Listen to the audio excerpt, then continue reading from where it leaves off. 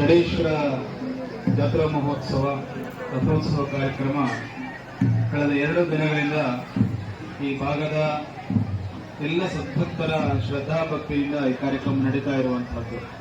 ಬೆಳಿಗ್ಗೆ ಸಾಮೂಹಿಕ ವಿವಾಹ ಮಹೋತ್ಸವದಲ್ಲಿ ನಾವು ಭಾಗಿಯಾಗಿದ್ದೇವೆ. 16 ಜೋಡಿ ಸಾಮೂಹಿಕ ವಿವಾಹ ಮಹೋತ್ಸವದಲ್ಲಿ ಭಾಗಿಯಾಗಿದ್ದು ನೂತನ ವಧುವರರು.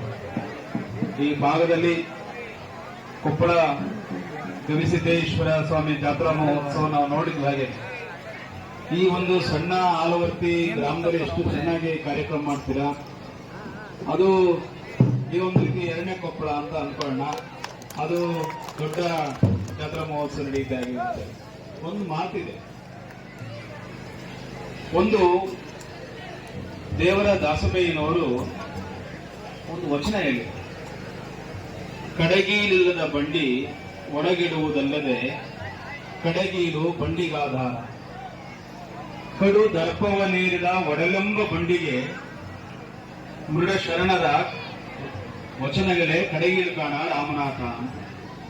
ಅಂದ್ರೆ ಒಂದು ಎತ್ತಿನ ಬಂಡಿ ಅದು ಸುಗಮವಾಗಿ ಸಾಗಬೇಕು ಅಂತ ಹೇಳಿದ್ರೆ ಆ ಎತ್ತಿನ ಬಂಡಿಗೆ ಚಕ್ರಕ್ಕೆ ಕಡಗೀಲ್ ಅಂತ ಆಗ್ತದೆ.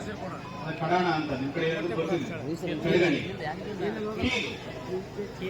ಏನಾದ್ರೂ ಒಂದು ವೇಳೆ ಆ ಎತ್ತಿನ ಬಂಡಿಗೆ ಕೀಲಿಲ್ಲ ಅಂತ ಹೇಳಿದ್ರೆ ಗಾಡಿ रामदास दास महाराज के, रामदास दास महाराज के, यमुनूरप्पा दास महाराज के, यमुनूरप्पा दास महाराज के, श्री चारुमणि दास महाराज के, श्री गणेश्वर महाराज के,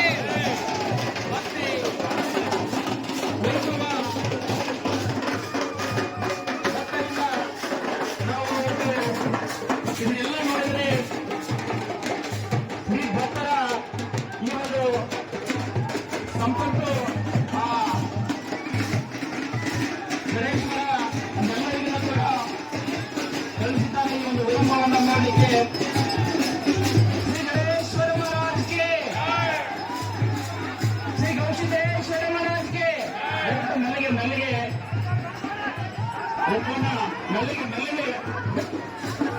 ಮೆಲ್ಲಿಗೆ ಮೆಲ್ಲಿಗೆ ರಥವನ್ನ ಇಳಿಬೇಕಾಗಿ ತಮ್ಮಲ್ಲಿ ಭಕ್ತರಲ್ಲಿ ವಿನಂತಿಸ್ತಾ ಇದ್ದೇವೆ. ಮೆಲ್ಲಿಗೆ ಮೆಲ್ಲಿಗೆ ಇಲ್ಲಿ ಸ್ವಲ್ಪ ನಿಲುಗಡೆ ಇರಲಿ. ಮೆಲ್ಲಿಗೆ ನಿಯಂತ್ರಕರು ತುಂಬಾ ಜಾಗೃತೆಯಿಂದ ನಿಧಾನಗೊಂಡ ರಥವನ್ನ ಮಾಡಬೇಕು. ಶ್ರೀ ಗಣೇಶ್ವರ ಮಹಾರಾಜ್ಗೆ, ಶ್ರೀ ಗಣೇಶ್ವರ ಮಹಾರಾಜ್ಗೆ, ಶ್ರೀ ಗವಿಸಿದ್ದೇಶ್ವರ ಮಹಾರಾಜ್